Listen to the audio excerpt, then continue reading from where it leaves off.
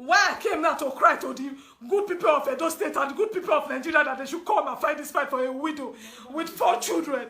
A widow with 4 children. Look at my children. They have buried my husband.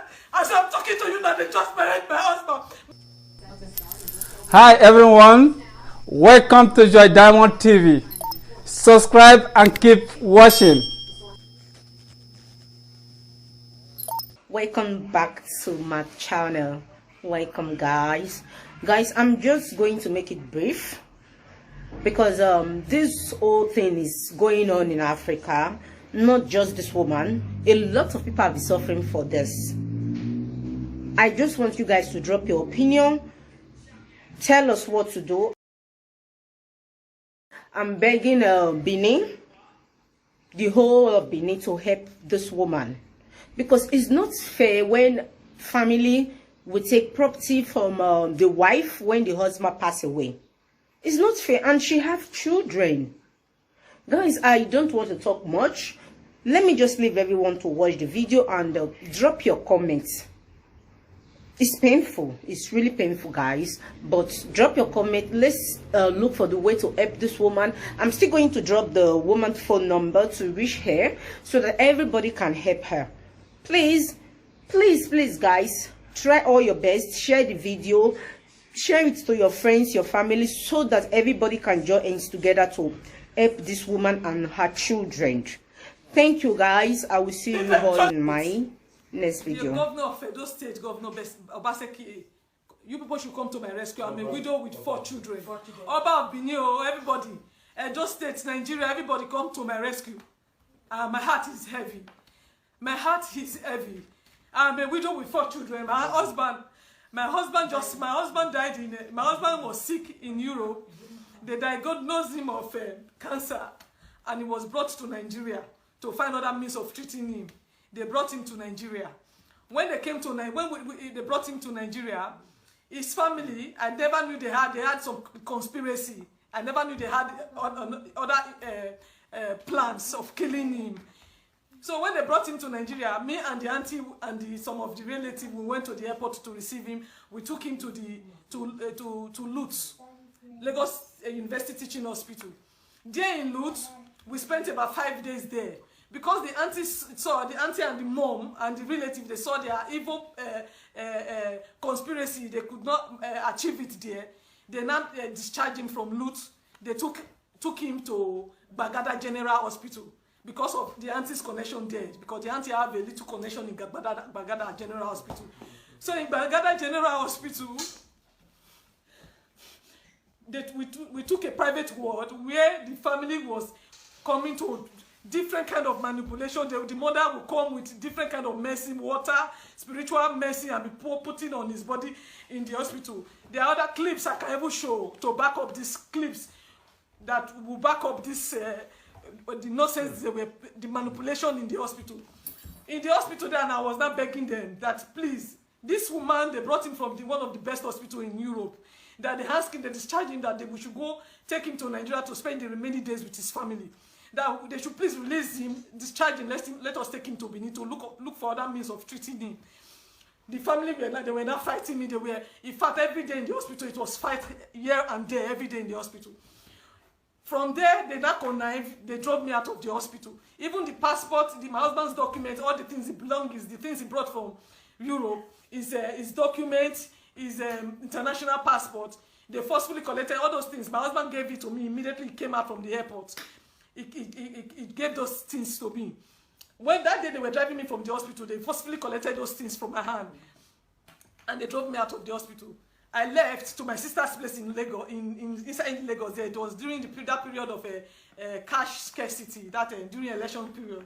So, even before I left, I told my husband I should not worry, that I'm going to pray for him, that I'm not even leaving Lagos, that I'm still in Lagos, that I will come back and see him. So I now left for my sister's place. Coming back after the election, and I came back. When I came back, I met a different person. My husband was like, in fact, he was like a living, he was already dead. He was just struggling with life. And then when I even came, I met life support inside the room. my husband was struggling with this thing. I even met him. He was even telling he was now aggressive. My husband is a very quiet and calm person. He was aggressive. I was now asking the sister. I asked the sister, what happened? Why did his condition deteriorated like this? What happened to him? I said, why is he not aggressive? He said she's tired of that. The whole thing started yesterday. I met my husband, he was screaming, he was asking. The only thing he was even saying, that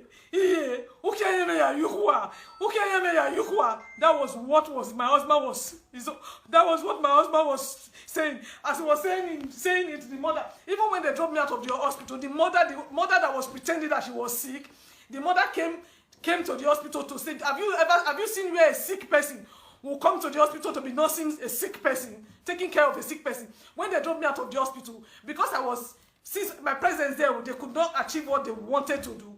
That was why, with the help of the auntie and the auntie's husband, one Mr. Chima, the auntie's husband, one Mr. Chima, one Gogo, was the one that even stood his ground that I must leave the hospital.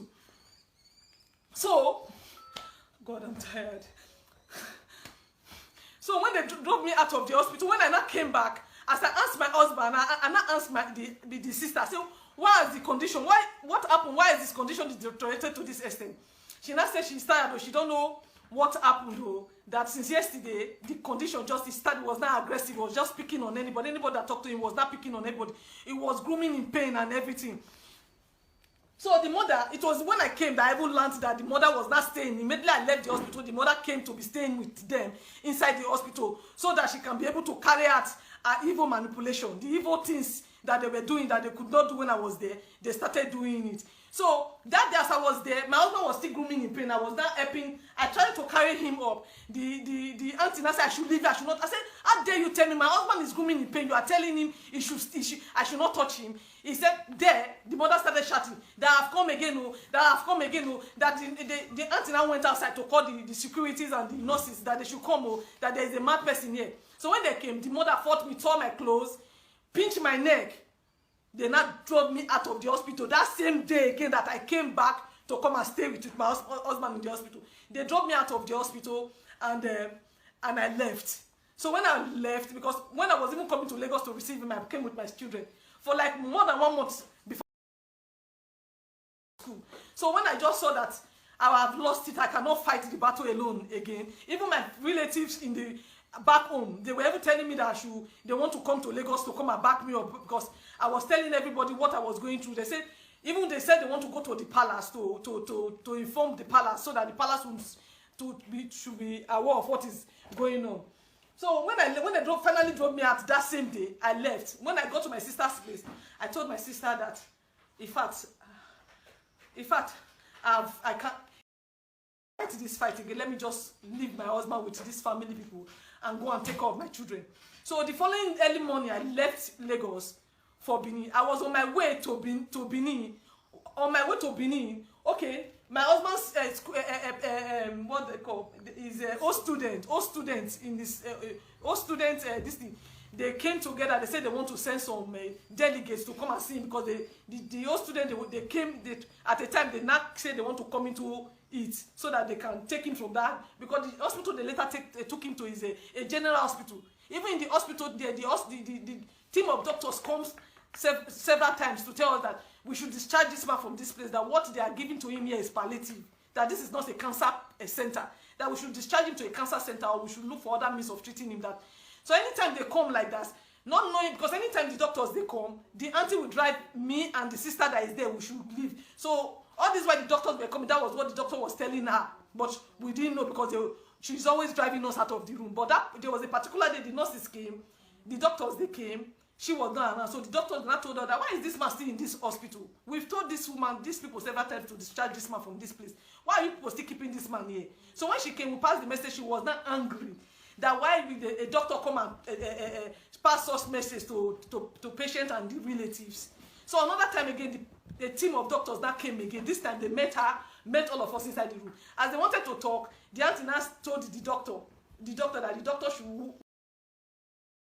excuse them before they start talking. The doctor now said, we cannot, because we came before and we met this lady. I believe this one is the wife because they introduced themselves. And so there's no need of us. excusing anybody. So the doctors, they now said everything they need to say. They say that this man is not supposed to be here. What the auntie was not telling him, the auntie said, we know all hope for medicals have failed, but we are just banking on God for miracles. Then one of the doctors said, if you are believing God for miracle, you are not supposed to be keeping this man here. You are supposed to take him to a church or somewhere else where you can get access to. The auntie now said they should not worry that distance is not a barrier for healing. So when the doctors, they finally left, that after talking to us, when they left, I knelt that I was not begging this auntie. I said, please, auntie, please don't let this man die. Please, because of my children, please allow this man, let's discharge back to PD so that we can go and look for other means of treating me. That day again, we fought. That was the day they fought me again. That was the day the auntie's husband that came, Mr. Chimon, Mr. Chima. She not came, the man that came that I must leave the hospital, that I am a negative energy. That was hard. They drove me out of the hospital. I left. Before I not came, the day I said I came, I met him in that bad condition. They fought me again that day I left. Before I not came, I was on my way from Lagos to Benin when one of the students, because I was supposed to bring the students to the hospital to come and see him, but because they cannot gather that, because of one thing or the other, when I left, I was on my way when the students now coming that they are at the gate of the hospital, that how can they reach me? And I told them I'm not in the hospital, but I directed them on how to get to the ward where my husband is. That was how they left. I was inside the bus going to Benin. So all the while, the friend where they were coming, another of the friend again, one Mr. Bright Idiado, my husband, very good friend, called me again and told me he was at the gate again, that I now told you, I saw some of the students, they have gone to see him, and I directed him on how to reach my husband. It was this my husband's friend that got to the hospital, that now called me later again, that said there is a bad situation, that he came and he met a bad situation, that when he came, my husband has already passed on. Now my husband has already passed on. This is a man that, oh God, that my husband has passed on. I was on my way from Lagos. In fact, Nigeria, good people have believed. The palace of you people should come to my head. Come and fight this fight for me. Because as I'm thinking now, after 2 weeks of my husband passing, nobody communicated to me. Nobody spoke to me. No member of the family spoke to me. Neither did they speak to my children to tell us my husband has passed on. It was my husband's friend that told me that day that my husband has passed on. Nobody talked to me. After the poster that they want to do my husband's, but my husband, this is my husband's maternal family that are doing this rubbish now. They printed my husband's poster, planning to do my husband's. Unknown to me, they've never passed the message that my husband has passed on.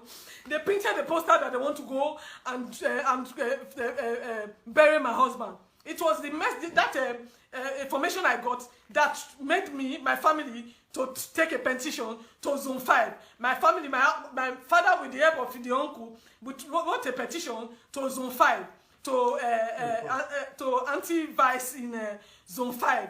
So we are 2 weeks after the passing of my husband. My husband passed on the 28th of February. So after this, we are at Zone 5 since. The anti-vice Oga there, he spoke to us and told us that since it's family matter, we should go home and resolve this issue. That was how we came home, and we talked. The paternal family, they said my husband, before this time, his late father, they've not buried him, that we must go and bury the late father before we will talk about his burial. That was how me and my children, me personally, did the burial of me and my children and my husband's half brother. We went to Onwan West, because my husband is from Onwan West, from Aviosi. That was how we went to Aviosi to do my husband's burial on the 17th of.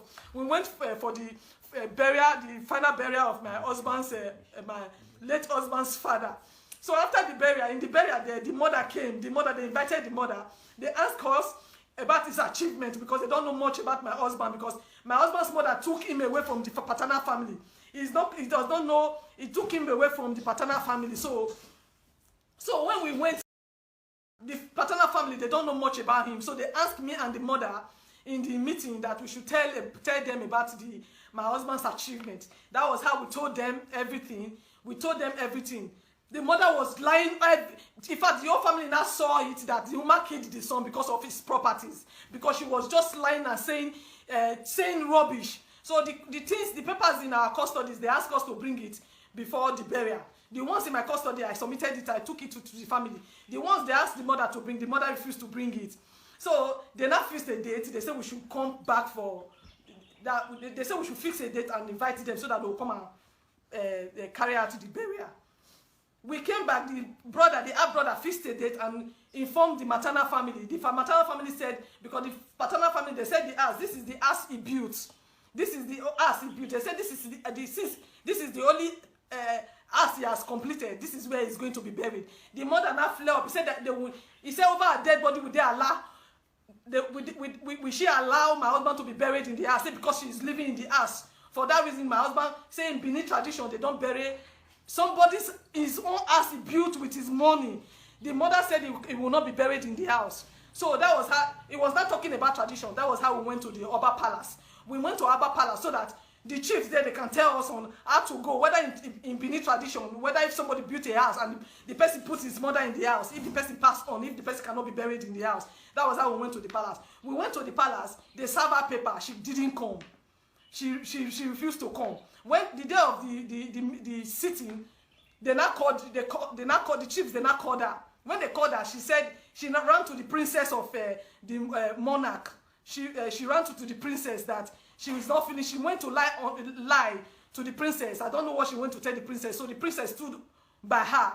That was the reason why she did not come and answer the summon in Oba Palace. So after then again, we went to Zone 5 to tell the officer that told us to go and resolve the issue. So we went back to him. The officer was standing surprised. He said, so we have not buried this man all this while. He now said, okay, what happened? We now told the officer. He now asked us to invite the paternal family and the maternal family. Let him hear from them. So that, so we invited them. They came. They spoke. The mother was still standing her ground. The officer told the mother that it's a taboo in Benin, that in Benin tradition, that a mother is not supposed to be talking about his where they will bury his son. So as far as the paternal family, they've spoken. Anything you will say, even though you take the matter to the palace or to the court, their words stand because they are the one that is going to carry out the burial. Say the only thing we are going to do now is to plead. He says so on behalf of the family. He want to plead that since Mama is saying they want to see my husband's grave outside. He want to plead to the family that they should bury him in one of our rooms so that Mama will not be seeing his grave outside. Mama still stood on it that over a dead body, she will not allow my husband to be buried in the house. Why I came now to cry to the good people of Edo State and the good people of Nigeria that they should come and fight this fight for a widow with 4 children. Widow with 4 children, because I don't know after today now, as I'm talking to you right now, today being what is today's date? Today being 22, my husband, 23 of August, today being 23 of May. They just buried my husband. I don't know. They went to purchase a land. I don't know where, at Utesi community, where they went to bed. They took, in fact, the matter we went to, we heard about the burial. So we went to the same Zone 5 to report it. They asked us to write petition. We wrote a petition to Zone 5 for them to give us officers to stop the burial. We got to Zone 5 today to pick up the petition. Petition that they've already approved. The officer that went to collect the petition, they approved the petition. Later, they canceled the petition. They said the mother came and bribed them. That is why they canceled the petition. So they could not give us officers to go and stop the burial. As I'm talking to you now, they've laid my husband. They buried my husband in undisclosed land in Utesi. They buried him without the knowledge of me and my 4 kids. You people should come. Without the knowledge of my children. Good people of Edo State, Nigeria, Masaki, Oba Bini. You people should come to my rescue. Look at my children. They have buried my husband. As I'm talking to you now, they just buried my husband. My husband's maternal family. They have buried my husband. They have because of property, because they want to collect this property from us. That's the reason why they buried him in an undisclosed land. A man that he spent 24 years in Europe. A man that spent 24 years in Europe. We are legally married. We did a church marriage. We did a court marriage. We did traditional marriage. Just look at our picture, our wedding pictures.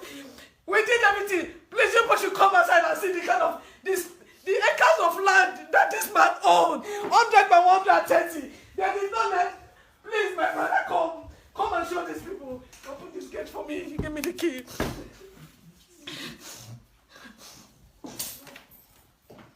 This is my husband's compound. Come and see the plot of land my husband. They did not bury him here. Look at the compound. 100 by 130 acres of land. Come and see it. You people should come and see. Good people of Edo State, look at my husband's compound. Look at space everywhere. He owned his compound. He owned other properties. Look at the mother and the family. They went to bury him at Chelsea. I don't know where they acquired it. Look at the car. When he bought it, after building this house, he asked the mother to park him. The mother said if he does not give him mobility, he will not come. That was how my husband bought this car for the mom. This car. Since he bought the car for the mom, he has not come to Nigeria. After buying the car for the mother, he had a problem in Europe that held him in Europe for over 5 years. Coming to Nigeria, and I came with sickness, and they killed him in Lagos. Killing him in Lagos. Now, have you people seen where maternal family buries a man? They bury me with legal. Look at the last picture we took before he left Nigeria. Look at it. The last picture we took together as a family before my husband left Nigeria left Nigeria. Look at my last baby. It was 7 months when my husband left. Come and see the child now. This child is going to 6 years now. The child is 6 years now. This child does not know the father. Look at the baby. Look at the baby now. The baby is a big boy now. The boy doesn't. He have not seen the daddy. Bye, everyone.